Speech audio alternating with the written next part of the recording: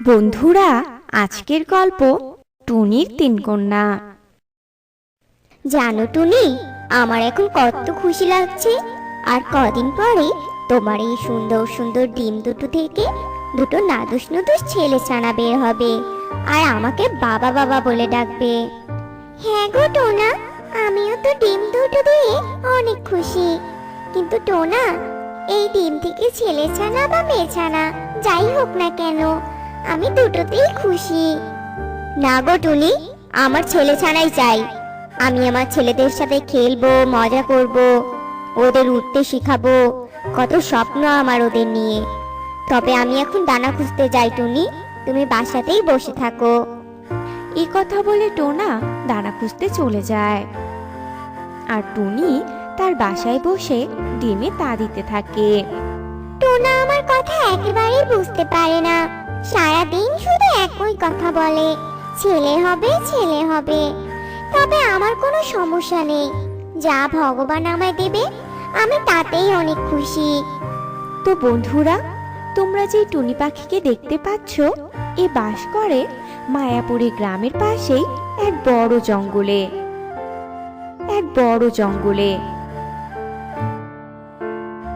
টুনি পাখি দুটি ডিম দিয়েছে, কিন্তু টোনার আশা যে তার ছেলেই হবে।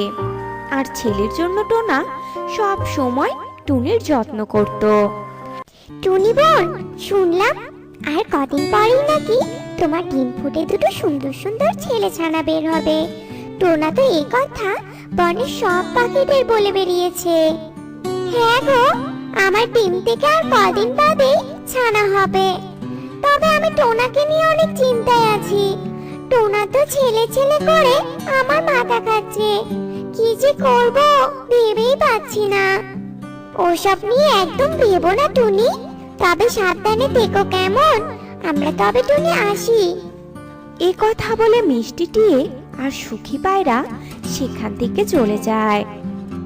আর এভাবে কয়েকদিন কাটার পর টুনির ডিম ফুটে সুন্দর সুন্দর দুটি মেয়ে ছানা বের হয়।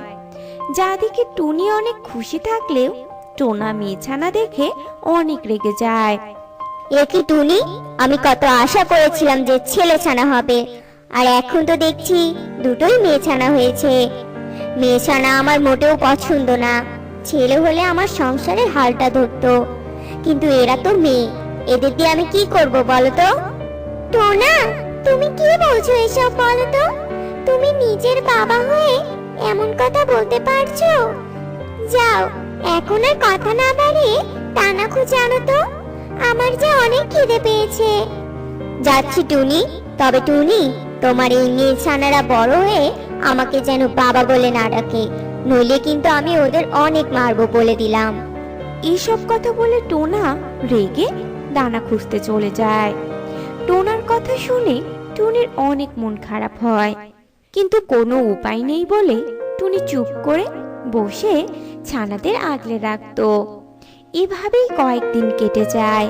টুনির ছানারা এখন কথা বলতে শিখে গেছে। বাবা বাবা, আমাদের না বাইরে যেতে খুব ইচ্ছে করে। তুমি আমাদের দু বোনকে একটু বাইরে ঘুরতে নিয়ে যাবে বাবা?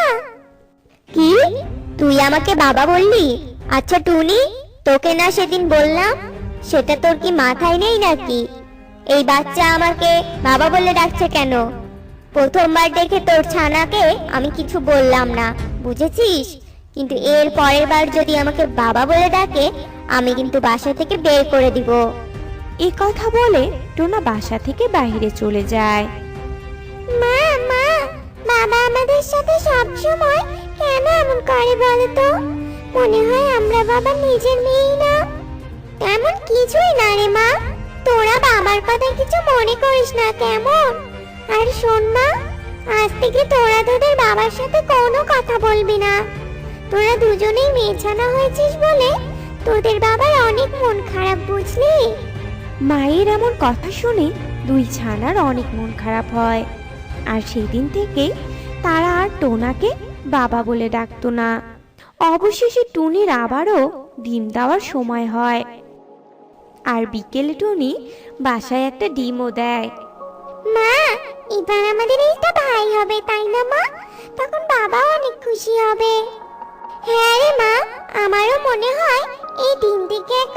ছানা বের হবে। অবশেষে তোদের বাবার স্বপ্নটা সত্যি হবে সোনা।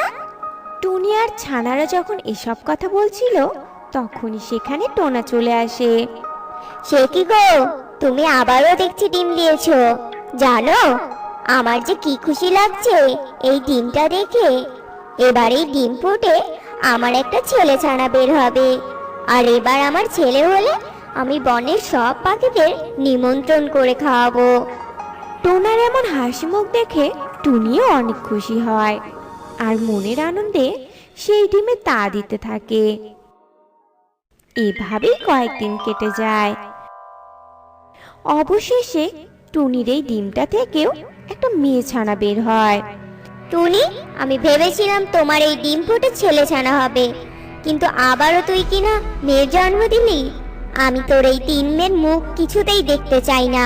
তাই বলছি তুই এক্ষুনি এই শয়তান 3 ছানাকে নিয়ে আমার বাড়ি থেকে বের হয়ে যা। না টোনা, তুমি আমাকে বাসা থেকে তাড়িয়ে দিও না। আমি এখন এই 3 ছানাকে নিয়ে কোথায় যাব বলো তো? এভাবে টুনি অনেক কাকুতি মিনতি করলেও টোনা তার কোনো কথাই শোনে না। তখন টুনি তার 3 কন্যাকে নিয়ে বাসা থেকে বেরিয়ে যায়। আর পথে বাকি সব পাখিদের সাথে তাদের দেখা হয়। আর টুনি টোনার ব্যাপারে সব কথা তাদের খুলে বলে। জানি না বাপু, টোনার এত কিসের রাগ? কই, আমারও তো 3 মেয়ে। আমার স্বামী তো আমার সাথে এমন করে না। তবে যাই হোক টুনি, তুমি দেখো কোথাও একটা ভালোবাসা বানাতে পারো কিনা। তাই যাই গো কোকিল বোন, আমার জন্য প্রার্থনা করো। মেয়ে 3টিকে নিয়ে যে কোথায় যাব? এরপর টুনি তার 3 কন্যাকে নিয়ে সেখান থেকে চলে যায় আর একটা বড় গাছে বাসা বানায় আর সেখানেই থাকতে শুরু করে। এভাবে বেশ কয়েক মাস কেটে যায়। এদিকে একদিন টোনা দানা খুঁজতে যাচ্ছিল। হঠাৎই তার মাথায় একটা গাছের ডাল ভেঙে পড়ে আর টোনা ভীষণ আঘাত পেয়ে মাটিতে পড়ে যায় আর সাহায্যের জন্য অনেক কাটাতে থাকে।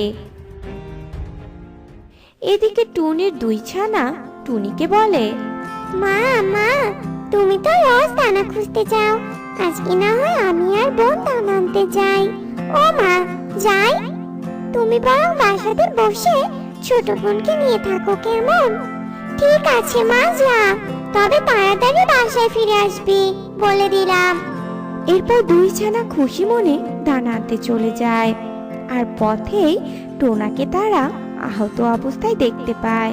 কিন্তু অনেক ছোটতে বাবার কাছ থেকে চলে আসায় তারা আর টোনাকে চিনতে পারে না।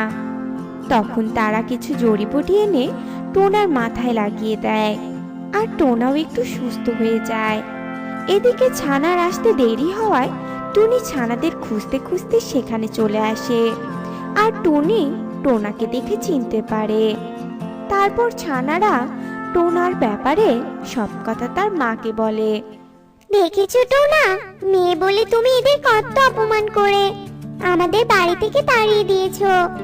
আজ সেই মেয়েরাই কিনা তোমার জীবন বাঁচালো। ছানারা, এটাই তোদের বাবা। টুনি, এভাবে বলো না আমায়। আজ আমি আমার ভুল বুঝতে পেরেছি। মেয়ে হলেও এরা কোনো কিছুতে কম না। ছানারা, তোরা তোদের বাবাকে ক্ষমা করে দেছো না? টোনার কথায় সবাই অনেক খুশি হয়। এরপর টুনিও টোনাকে ক্ষমা করে দেয়।